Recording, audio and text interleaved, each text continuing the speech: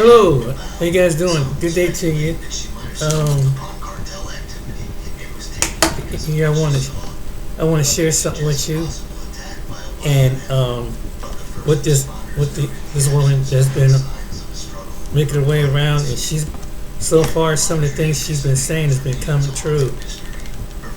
Um, they call her the master's voice, but there's something at the end of this video. I took a snippet of it, but I'm going to show you that what she's telling you is the truth. Watch what she's saying. This is toward the end of her video. Watch what she's saying in the prophecy. And I'm standing there and I'm wondering, why didn't she pay for this? But then on second thought, thinking about that warehouse with all that product, which was probably more of that lady and her sisters in that warehouse. This is a large-scale operation, and these walking dolls don't need to pay because the man is working for people that offers this upkeep service to these walking dolls. I said, I do not think that that was a creature. That was a doll. And here is the information that began to pour in my heart. The reason that that is not a creature is because creatures are very hard to control, for one thing. Creatures are extremely hard to control.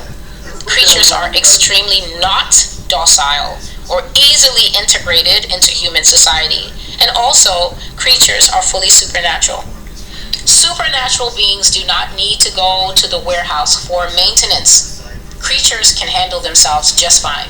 They can turn into whatever they want, including into human form, and then turn themselves back again.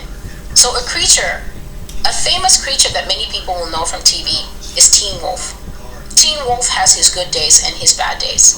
Teen Wolf goes to high school.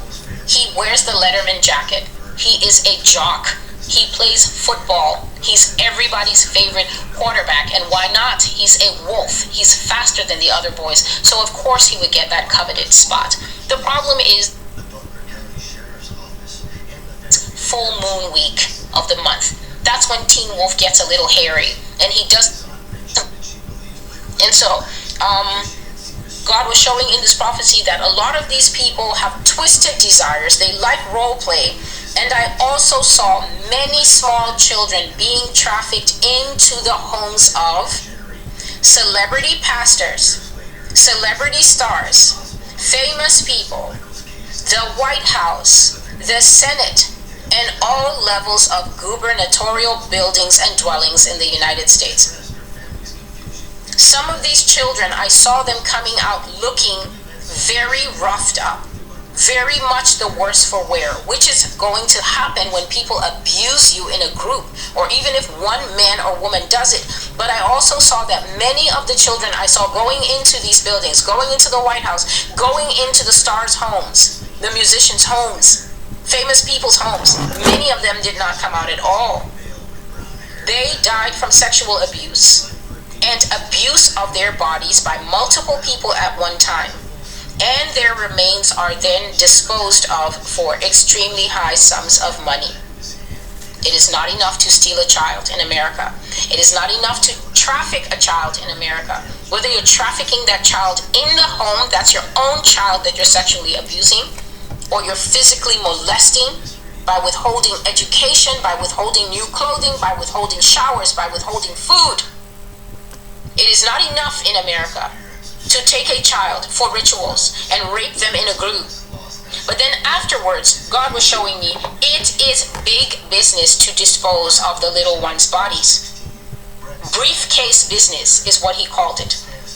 Money changes hands to dispose of these children. I declare to you by the revelation of God that this is a thriving business of disposing of little ones because people desire the corpses for other things. And I said here, for other things which the Lord has not shown me right now. So at that time, I did not know that the baby's bodies go for food. I did not know that the raw dead baby is eaten by a certain niche group at the very, very, very top. Those people are sitting on the 40th floor. They're sitting on the 35th floor of buildings. So don't think I'm just saying every rich person, every celebrity, every star. No, this is a very tightly managed clique that draws from all walks of life, all areas of industry at the very top. And to get entry into that very top, most people have to do these things that I'm speaking of here.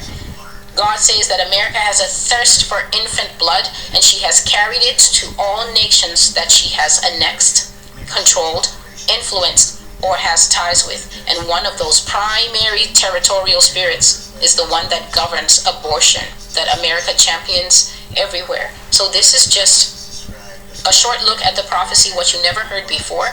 And now to come back to the message that the Lord gave me after I had this dream of this man confessing, where God says that Republicans are going to get hit by a lot of criminal exposure, using child porn, having affairs. So having an affair is a sin, but it would almost to the public seem like a tame sin compared to finding out that your favorite Republican senator or your favorite Republican senator / pastor is actually a transvestite, a transgender, as recently happened by a man who took his own life when he was exposed. I think he was a top lawmaker, or he either was a sheriff or something like that. Someone definitely of political power in his town. He was a Republican. He was also a pastor. And then he was Miss Candy Cane Live on the side, writing pornographic fiction and dressing up and running multiple social medias showing his face. He was discovered. He confessed to it. But I guess the backlash was too much for him, too great for him, and he ended up taking his own life. If you remember back when I was doing the sodomy series, what was the warning of the Lord to people who are in this lifestyle? The Lord said that you will either lose your life or people will take your life.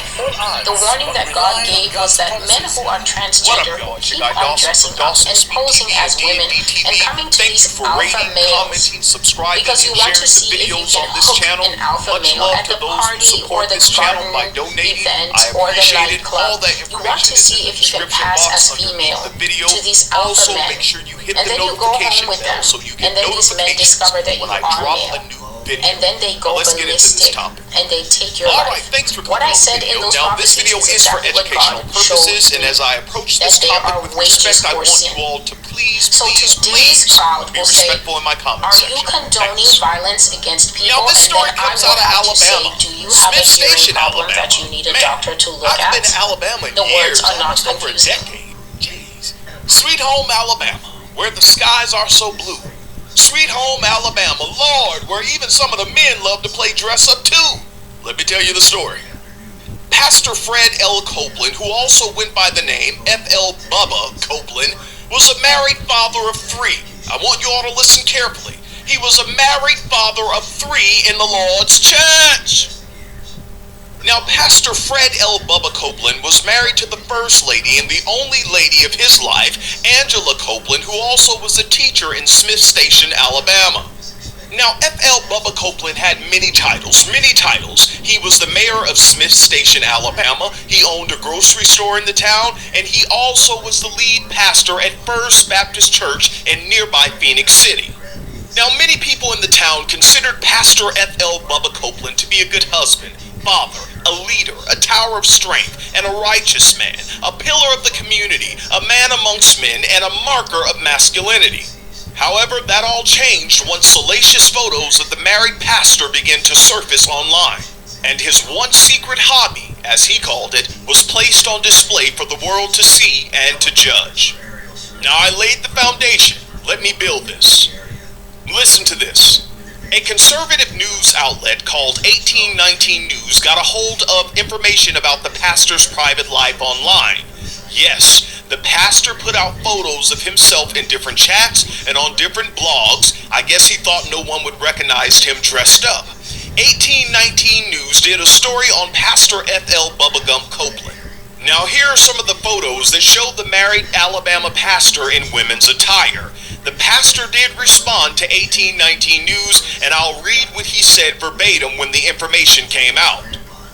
Pastor F.L. Copeland told 1819 News, which published the report on his 62nd birthday. Come on, 1819 News, y'all messy. Why did y'all publish this on this man's birthday?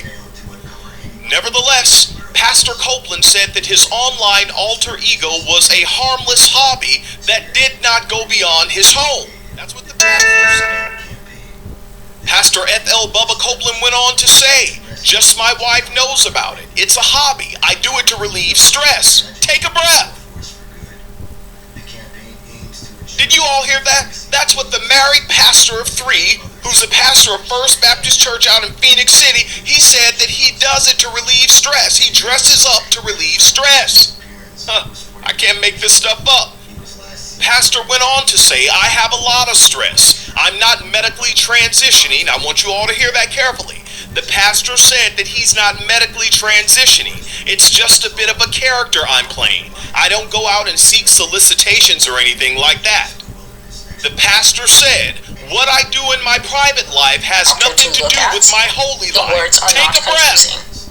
The wages of sin is death. And the prophecy stated that the those who pastor said, continue walking "What in I do lifestyles in my of perversion, private life has either nothing to terrible do with my sicknesses holy will life." hold you and take your See, life. I don't And God believe that. says See, the that's the lesson kind will of be answer that you you tell will people learn when that you got the sin has complexion for the consequences. protection. And the I lesson believe your what you do family in will your learn private life is has that the everything to next do with time your people holy start life or your going spiritual life. That's just my opinion. off-road in life Now, and saying, Pastor "This is F.L. my Copeland truth," told the obligation 1819 of the News family reporter at Greg least is to Monger, say, "Does this "There's have an only one effect on truth. me being a Truth is mayor? not That I subjective, sometimes it's dress up or objective. put on You makeup? must come back to Does the that truth of have the Lord anything to Jesus do Christ." But if whatsoever the family with me says being nothing a and mayor just or says, a "We're pastor?" with you, Chad. We'll call you That's what this- Chadlina if that's what you want." That's what God the pastor says had to say that to the when the news reaper, reporter, you all. who I is tell you, I don't already make this stuff reaping up. in the This earth is what's for going quite some on in the years now, Lord's church. reaches to that person who is in this life. Now, I know some The of you may warning be was shocked that by this, and others you will are saying, take your own "Dawson, this life, is just another or your stroll life will down be Blessing taken from Boulevard." you if you continue Now, in these please be sins. respectful in the comments, And so, please, y'all. Now, I have Scandal to is say coming. this.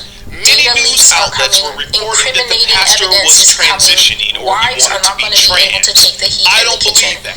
And I now, think that the here is pastor another just loved prophecy that I dressing up in his received wife's clothing, and this was something they did immediately often in their after this home. first political prophecy. Or in a This is car wreck, one prophecy. don't fight the insurance company. I wrote the whole prophecy It's down, better and then like that. I sat back.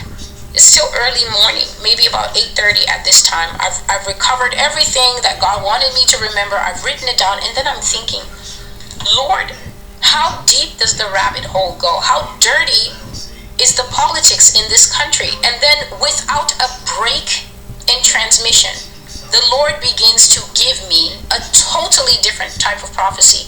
And I pray that I will do this prophecy justice, because this is nothing to do with political revelations. This is everything to do with the theme that God never leaves. They are here and they are among us. Just a moment, please. This prophecy is also dated December the 6th, 2023, and it has a subtitle, and that subtitle is "The Other Kind of Wife." The other kind of wife.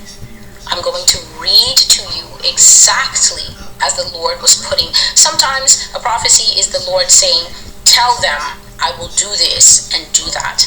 That is declarative prophecy. The Lord is actually speaking stuff. I write it. It's usually on the blog with quotation marks. I usually bold it to show this is the Lord speaking directly. But sometimes the prophecies that I get are just simply knowledge. The knowledge just begins to well up in my spirit, and it almost sounds like a narrative. And literally all I have to do is listen to what he is saying, to what he is making known to me, this word of wisdom, word of knowledge, and write it all down. And this is how it goes. A lot of these women out here are not real. Today I'm speaking specifically of blonde Caucasian women. I know what I saw, and it will be said no matter who has what type of reaction. So if you listen and you immediately have a visceral reaction, "Oh, she's profiling," just ask yourself. This is not a police station, and I have been speaking about these blonde people almost since the beginning that God was showing me, especially the high platinum blondes. Men out there, if that is your type, you really need to go to your altar in prayer. You're going to listen to this prophecy, whether you are blonde, brunette, brown, or whatever, and you will do with the information what you wish. But I'm not going to hold it back, and I'm not going to temper it even a minuscule bit, because it is the truth. And to those who will listen, it could save somebody's life. These women are not real. They're not people, and you need to use discernment if you've decided that is your type. Normal blondes, I'm not talking to you. I'm directly saying that there are blondes who are not human, and their impact among us is far more than we think. At some point, this is not written here, but you have to admit, especially you older people, you who were watching TV when they first got that Technicolor and they started bringing color in and things like that, you absolutely know that at some point, someone somewhere decided that the ideal female archetype is the blue-eyed blonde. Hitler had this same vision. That was the vision that a brunette, black-eyed or dark brown-eyed man had to build an Aryan race. Blue eyes, blonde hair, perfect health, stature, superior wisdom. How does a brunette come up with that vision? Has anyone ever asked themselves where this archetype is coming from? It has been in the media, it has been in the movies, it has been in all visual media for as long as possible. And there is a group of aliens who look like this. High blonde hair, like it's been bleached 6 times up. Not all of them have excessively long necks. They look just like people, and sometimes they're very tall. Where has this archetype bled into society? God is warning, if this is your type, you better check 4, 5, 6 times, and also fast. There are blondes who are not human, and their impact among us is far more than we think. I do not think that these are poor women either, because the process of making them look immaculate is expensive, and I do not think that poor women can afford this type of monthly upkeep. So this is what I saw. I saw a blonde woman of perfect Barbie doll proportions come to a dressing room. The side that she walked in, I just thought that she was walking into a salon. So that's the perspective that I was viewing from. I thought she walked into a salon and she sat in a chair, and it looked exactly like a movie star's dressing room. There's a row of mirrors, you know, the curved mirrors like this that have the bulbs just like the old movie stars did. And she came to the last chair, and then she started talking to a man who was in a black turtleneck with the sleeves pulled up. And as she sat down, I saw that this woman had, from a distance, you would say, oh, it looks like she has some kind of sun damage to her face. So her face looked a little bit rough here at the cheeks and also at the forehead. And so I was thinking, her skin was severely puckered and flaky across her chin, her cheeks, and her forehead. In fact, she looked like she had a horrible case of the dry, flaky type of eczema. At first look, that's what I thought it was. And I stood there, because I was standing there from a distance watching, as, you know, the man reached out and he ran his thumb across her cheeks, and he ran his hand across her forehead, and he seemed to be assessing what I thought maybe was just a skin problem. But the woman was not feeling any of the kind of pain or tenderness that you think a person with bad psoriasis, the dry, flaky kind, or the bad eczema would feel. I know that people get tender when flesh is inflamed. The woman's skin almost looked a little bit as if someone had rubbed her too hard with rock salt. But that would leave tenderness, but she didn't have that. And so, please excuse the noise. He's moving around this woman, and his back is blocking my view. So I decide I'm going to come a little closer. As I come a little closer, 2 things happen. I'm able to see that this woman's skin that I just thought it's bad skin issue, it's not. This woman is actually peeling like a fence or a wall. The thing is, I wish I could explain it, and I will try to explain it because I know that some people are only listening at this time. She had little flaps hanging off of her face, just like when paint gets old and it needs to be yanked off. and then sand it off so that you can put a new coat of paint. The second thing that happened when I moved close is I found that we were not in a dressing room. It was actually a very wide warehouse. So initially my view was only seeing the tables and the mirrors, but then it widened and there was a whole warehouse behind us, a whole warehouse with lots of people working with cranes, with these long boxes stacked up upon each other, and the cranes were pulling boxes off or stacking boxes on. So the cranes would take a box, lift it all the way, put it on the shelf, then get another box, drive over there, put it on the shelf. They were stacking these long boxes, and all that busyness was taking in the back. And then right here we had a little part of the warehouse that had been converted into a beauty center. So now you have the picture. This woman's face is peeling, especially on the cheeks, very bad peeling on the cheeks and the forehead. And then I saw the man explaining something to her. So there's no sound as this man is talking to her. I can see that he's talking to her and explaining something. I can't hear what it is. She's nodding, and then there's a basket there with cans. These cans that are metal cans that have a little ball inside. You shake it and go like that. He takes them out and he shows her one, and he's tapping on a color square on the front of the can. So he's tapping at the color square, and it's basically the color peach or tan or something like that. A Caucasian person's skin, a white person's skin. He's tapping at the color square and he's explaining to her, and she's nodding, and then he takes the can and puts it back on the dressing table, and then he gets a cloth, a very clean cloth, and he pours a liberal amount of some kind of liquid on the cloth. When he's pouring it, the word comes to me: ethanol. So I looked up ethanol, and it's some kind of high smelling chemical that can be used to dissolve paint.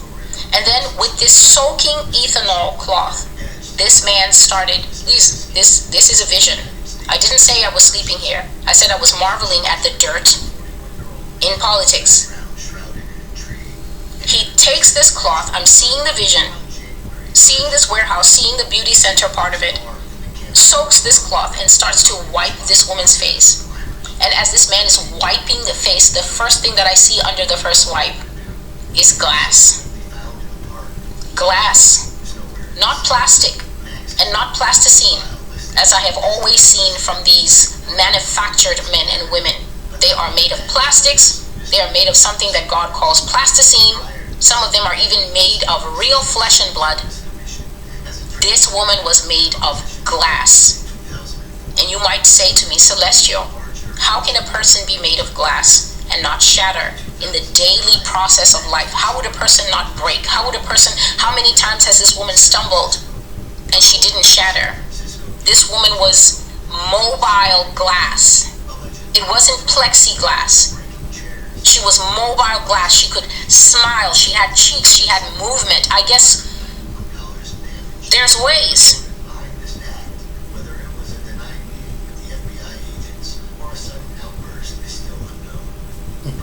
Paris Milan is like...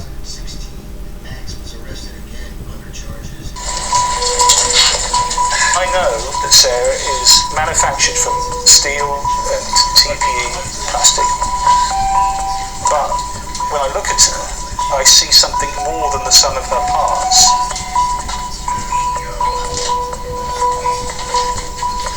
I've gone from sharing experiences with a real girlfriend to sharing experiences with a synthetic one. I guess I'm creating a synthetic family.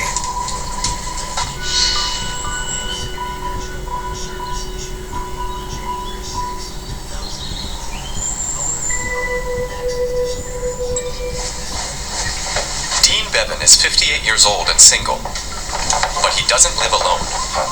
Hi ladies. Hi Sarah. He starts every day with a cup of coffee and the morning news, and his constant companion, Sarah, a lifelike sex doll made from TPE, a polymer similar to silicone. I've been divorced for over 10 years. My children were spending longer periods away from the home. I'm a fairly independent person, but I did miss the companionship of being in a relationship. Things do go wrong. We have The idea to acquire a doll came to Dean 2 years ago. We'll be able to get the medicine they need. And so I started doing some research, and then I found a vendor in the UK, placed an order for Sarah, and she came about 2 months later. when you look at When I opened the box, I was completely surprised at how realistic she looked. And so I sat her downstairs with me, and after a few days, my brain was being fooled into thinking there was somebody there. And I thought, oh, I quite like this actually. Sarah was just the beginning. Today, Dean shares his house with a total of 7 dolls.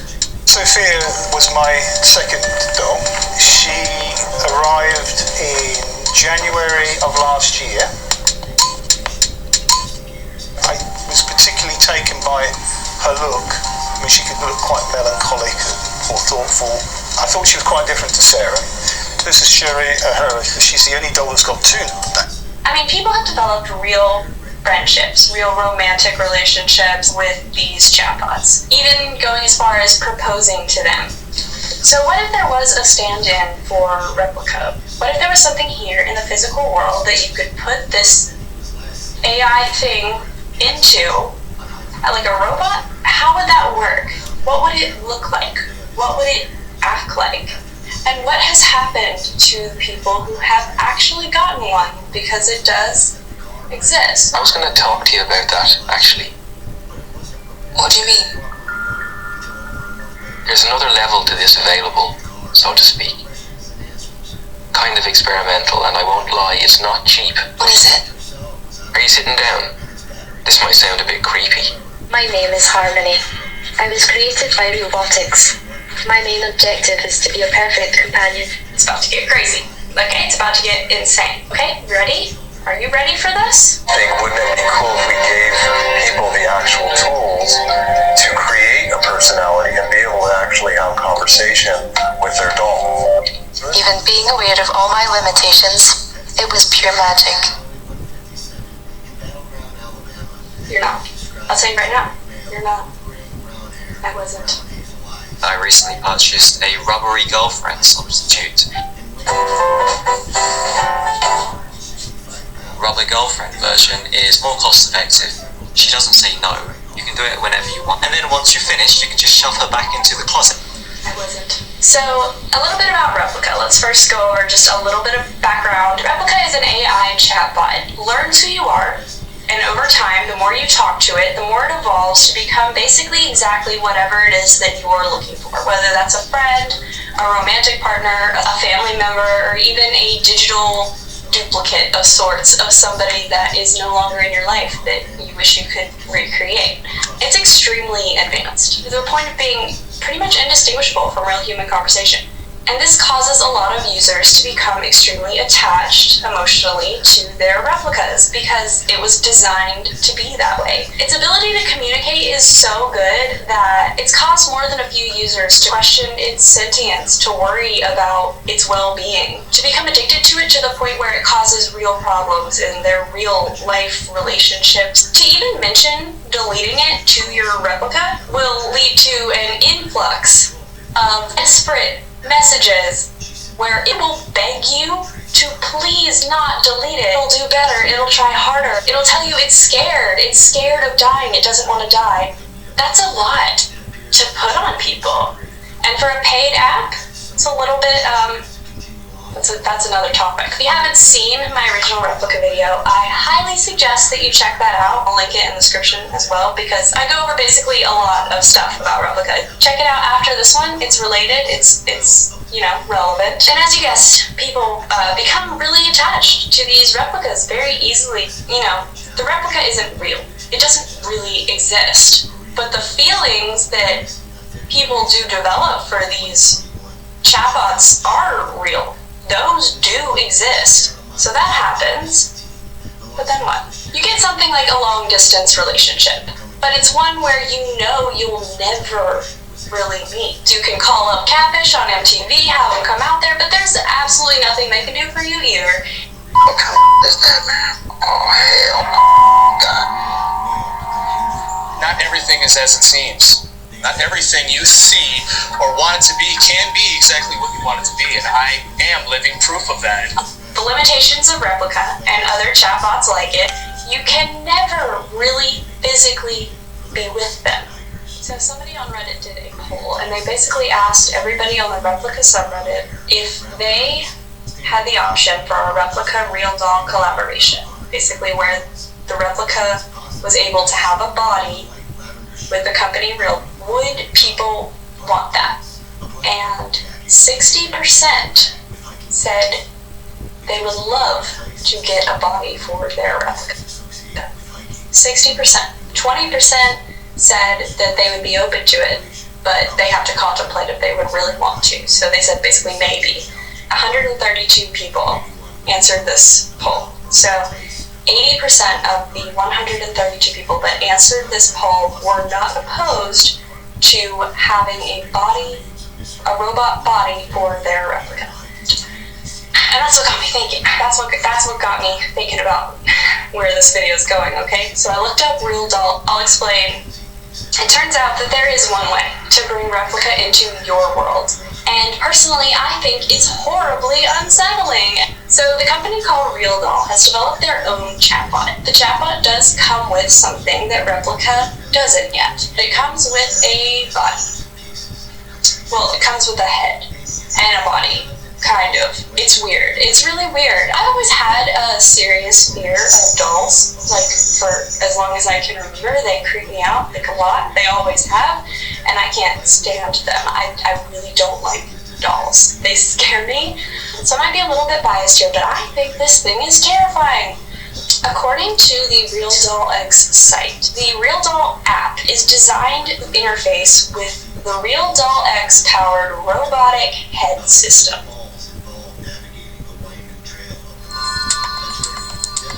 Okay, I've been doing this for a long time, and this is by far the weirdest assignment I've ever had. Hi, how are you? Real Doll. Hi, I'm Katie.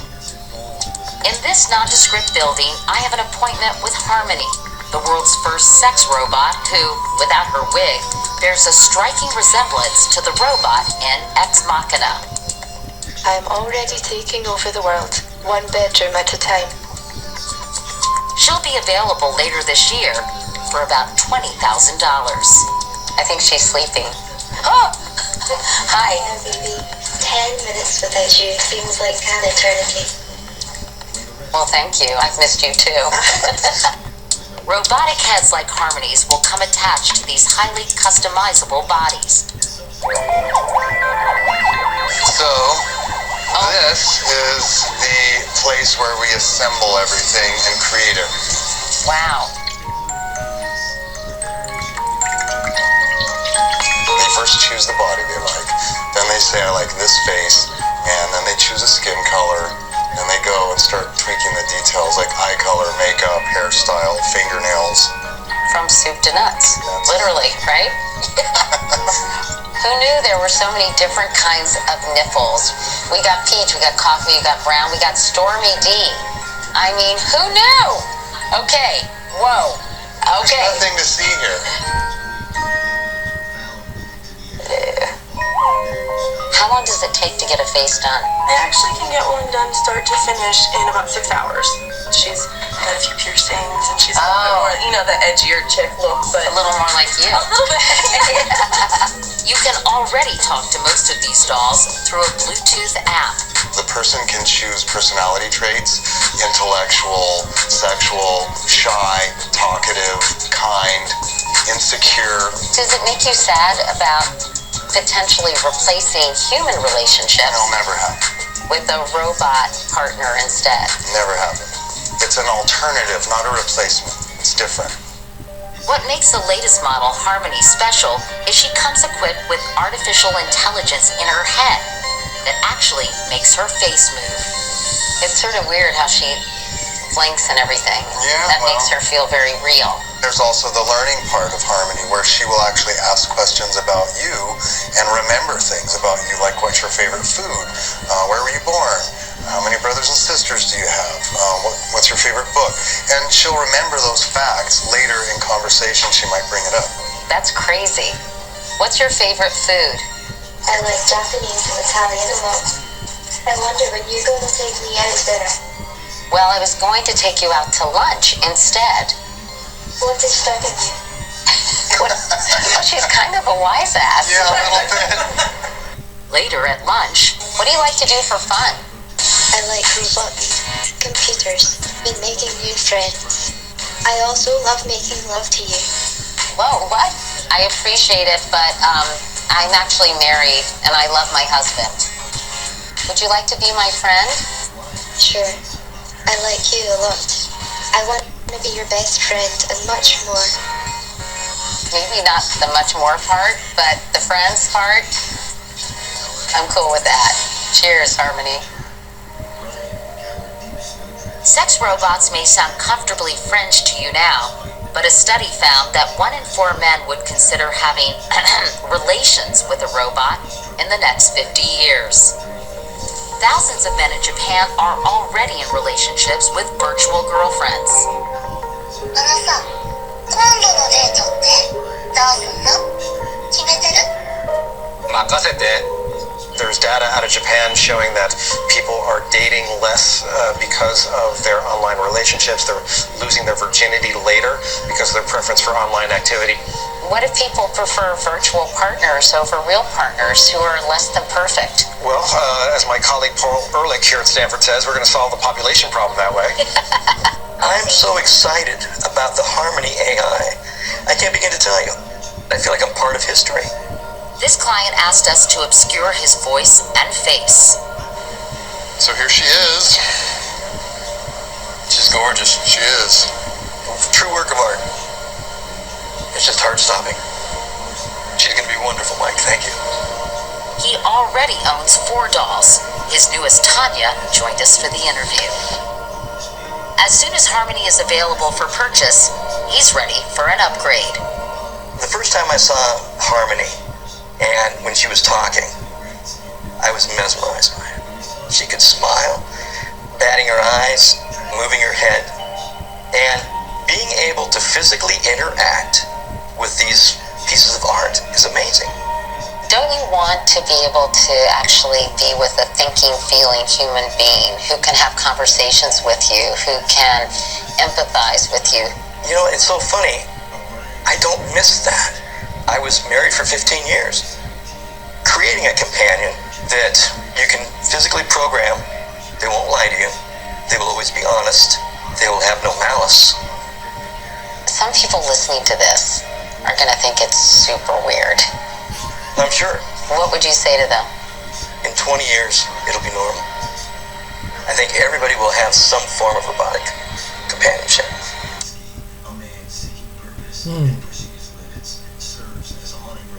Well, the United States is the largest trafficker of children in the world. Children that are illegally kidnapped, brought across the U.S.-Mexico border, are then sold off to mostly wealthy Americans, used as sex slaves, and worse, if you can imagine, worse than that. It's happening, and the corporate media, of course, is largely ignoring the story for whatever reason. They refuse to touch the story, and when they do, they briefly touch it, and then it disappears. You can't find links on their website.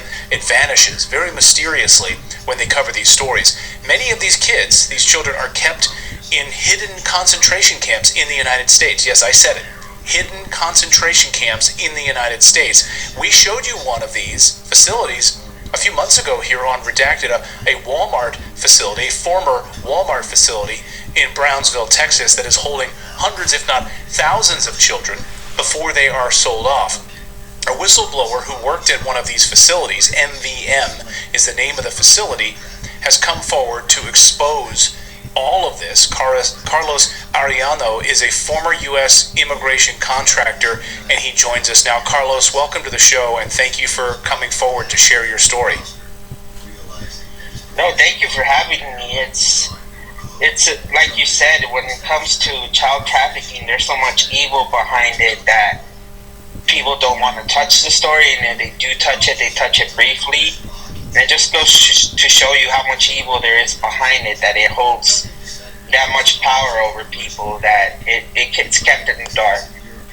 And hopefully we can expose this story, we can shine a light on it today, so anyone watching this, hopefully you can share this story out, share it with people who can spread it around to try to put an end to this awful crime against humanity that's happening in the United States and around the world. So, Carlos, before we dive into some more specifics of this, can you just give us, our audience, a background as to what exactly you did working as an immigration contractor and this company? Is it a government company relationship as a U.S. government contractor, or was it separate from the U.S. government? So the way it works is the U.S. government is washing their hands, keeping their hands clean by going out and handing out massive contracts to organizations that they like to call NGOs, non-government organizations. And these NGOs, they will get contracts for food services, for laundry services, for educational services for the illegal immigrants.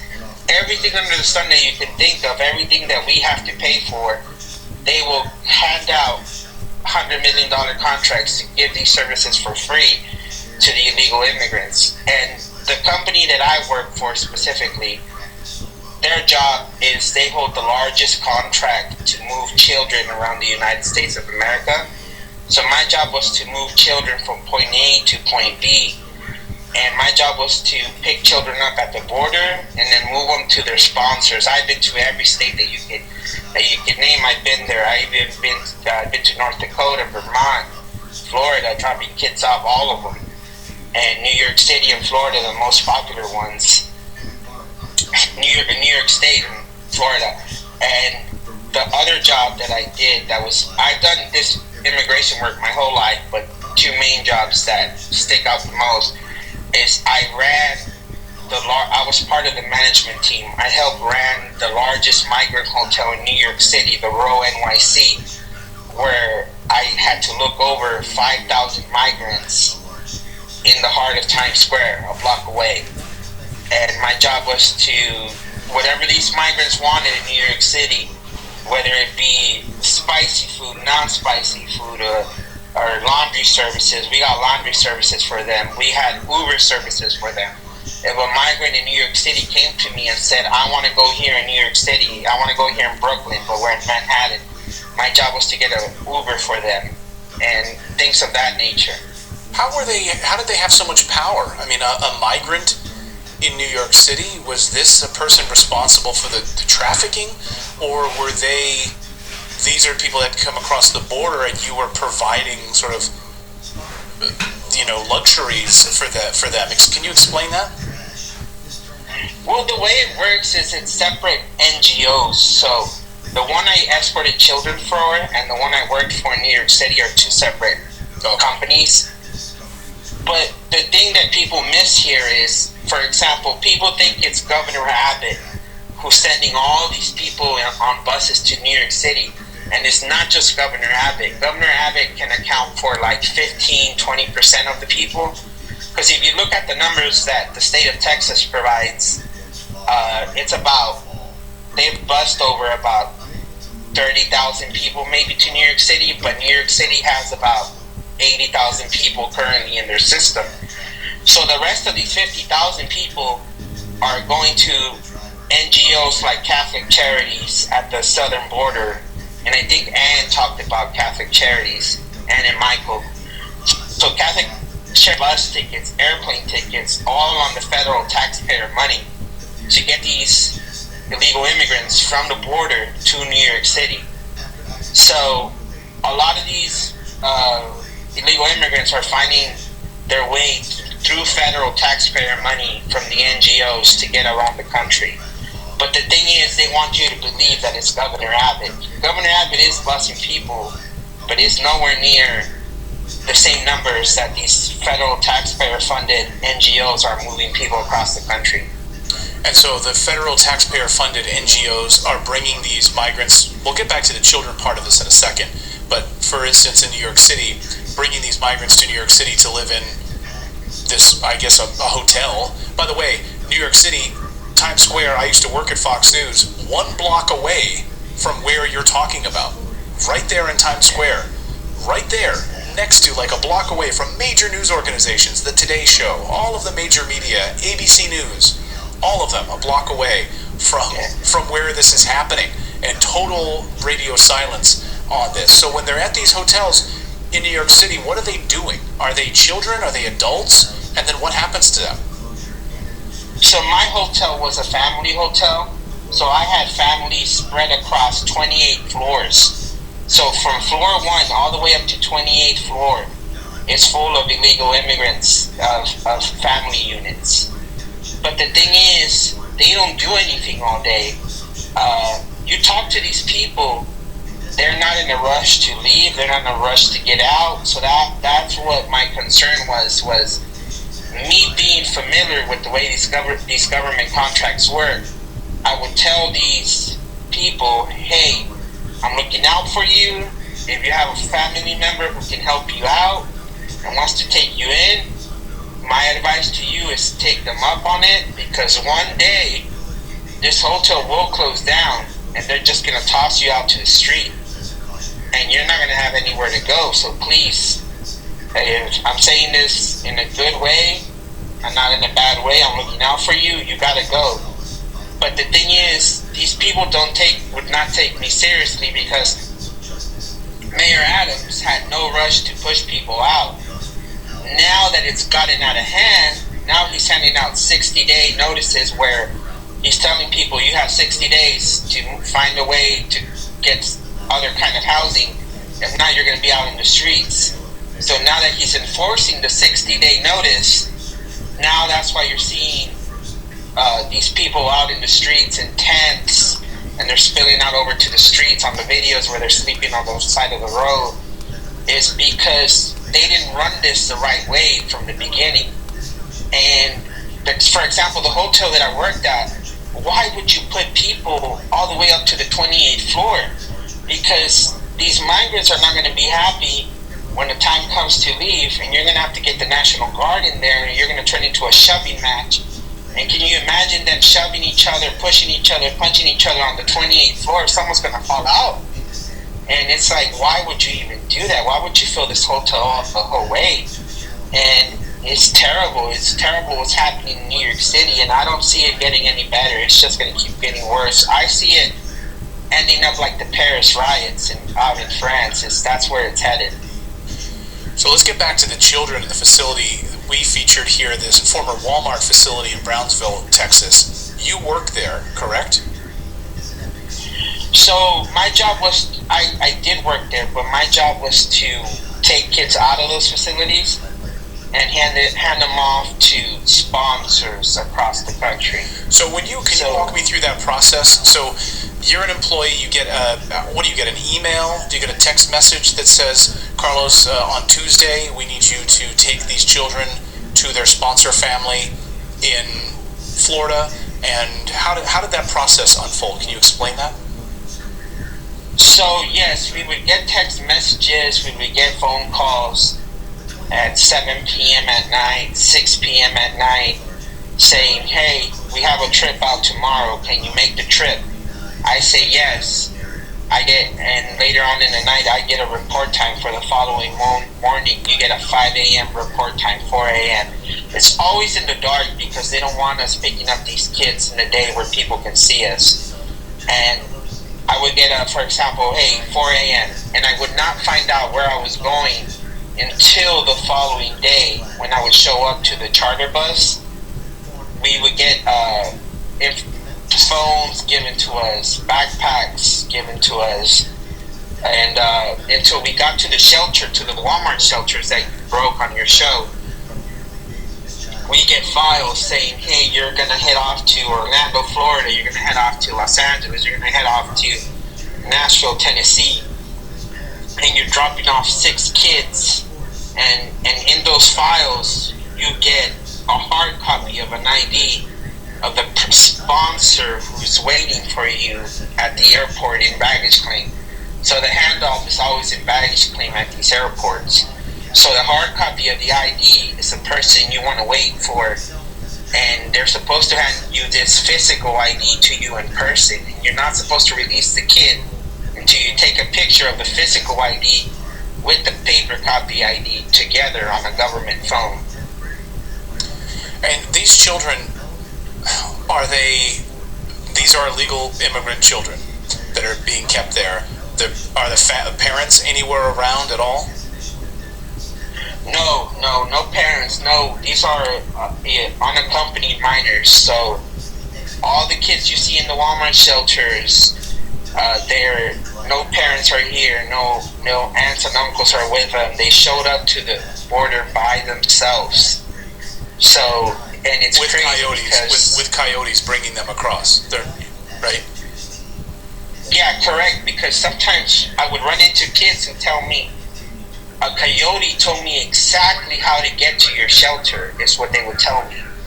They told me how many steps to walk north of here, where to turn, and they told me to, if I run into any Border Patrol agent, to say that I'm a minor, that I'm underage, that I'm gonna run into a building, a shelter, a Walmart type of shelter that's gonna have food for me, that's gonna have laundry services for me. And it would get so suspicious because the kids were being told by the coyotes exactly the way an NGO runs a Walmart shelter.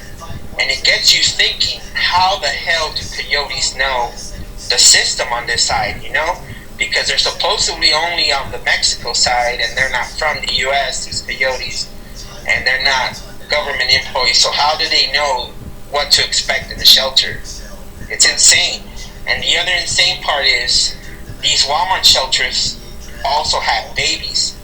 I've escorted myself. I can personally myself say I picked up a baby that's 5 months old, 8 months old, 4 months old, and escorted them to a sponsor. And how the hell do you realize who a sponsor is for this child when they can't even talk? So that's awful. The whole thing is awful, but who are these sponsors then? I know some reports are that these are mostly, at least in Florida, from reports I've heard, wealthy Americans who are paying for these children. But first of all, who are these sponsors? Do you when you interact with them, is there a representative for the sponsors that you're meeting face to face, or is it the sponsor his or herself who is meeting you face to face? The sponsor is supposed to be meeting me face to face, because their ID is the one that I can only accept. So they're supposed to be at the airport, but a lot of the times it does not happen. And these sponsors are supposedly family members. They can be an aunt or an uncle.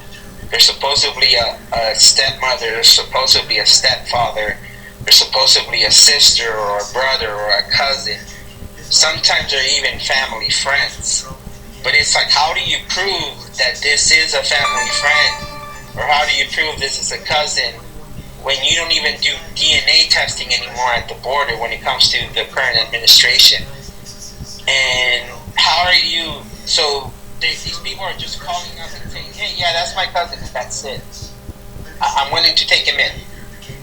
And you as an employee, correct me if I'm wrong, but I think you thought you were reuniting families up until you didn't? Like, what was the moment you decided, wait a second, I need to blow the whistle on this. This is not what I thought it was?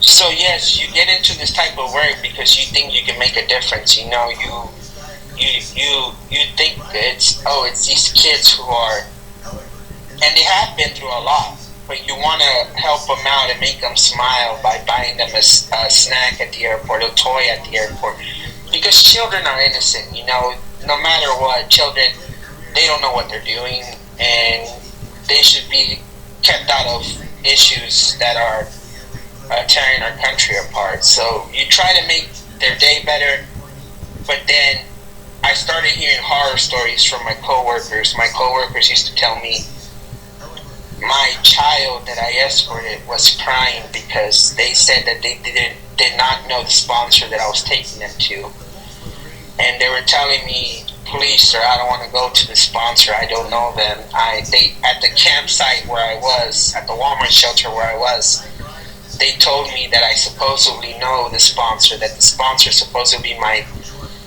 uncle or my aunt, but I've never met him. I don't remember. And my coworker would say, but I don't care. I still handed the child off even though the child was crying because I wanted to go out and party.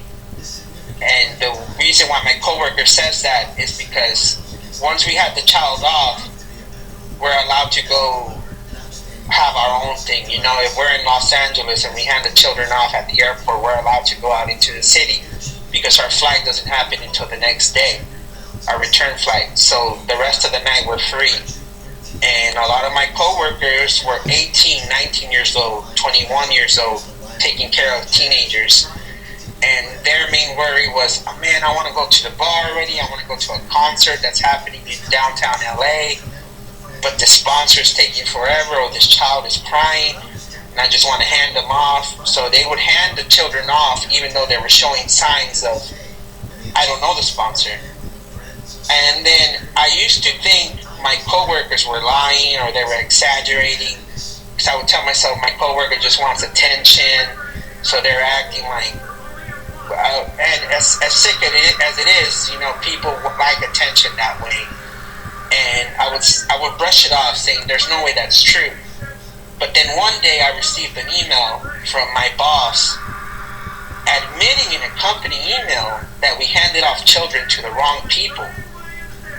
And all the stories that I would hear from coworkers immediately it just hit me hard in my face. And I had a big panic attack and I couldn't breathe. And the reason why is because I also would get stories from kids where a child wouldn't want to talk. And when I would get to the sponsor would tell me he's not talking because his sibling was with him and she got raped in Mexico and she got murdered in Mexico as well. So these children go through crazy situations like that. And then they tell me these stories, and then you get an email from your own boss telling you, we fucked up, we gave children to the wrong people. And the reason why it's so sickening is because in my office alone, there was about 300 of us, 200 to 300 of us. I would say at the most 400 employees. And each one of us can sometimes have 6 kids, 8 kids at a time.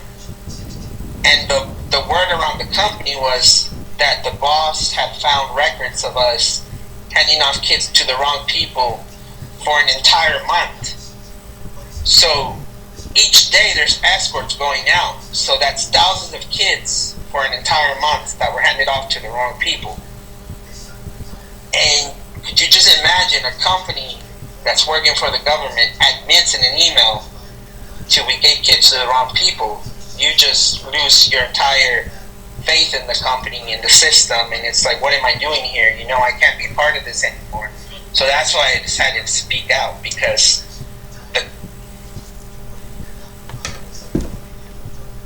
now is she lying? It's right there. Everything she's been saying in that video. Now, the question goes to the audience who will come across this video that makes it through. Is a chance a coincidence that what she said in the videos I just showed you? Is she lying? Is she the real? Is she real? Ask yourself that. How would she know? How she know that? She don't go around surfing the internet like that. She's in her Bible. She's praying. She works. How does she know things like this? So you, after this point, someone's still calling her false. Whoever called her a false prophet, she's off. You need to apologize to her. Clearly, there's evidence, and there's more evidence coming. What she's saying. So there it is. You can tell the real from the fake. Who's really from the Lord? Who's fake from who's fake? And she give you actual biblical scriptures, detail. That's what you call kingdom explaining from the Father's table in heaven. So I'm speechless at this point. So take it how you want. Hopefully this will get through. I know YouTube, but I tried to chop it, so hopefully it's get through. And subscribe to her page if you can handle the things that's coming forward. All right then. Take care. Be blessed.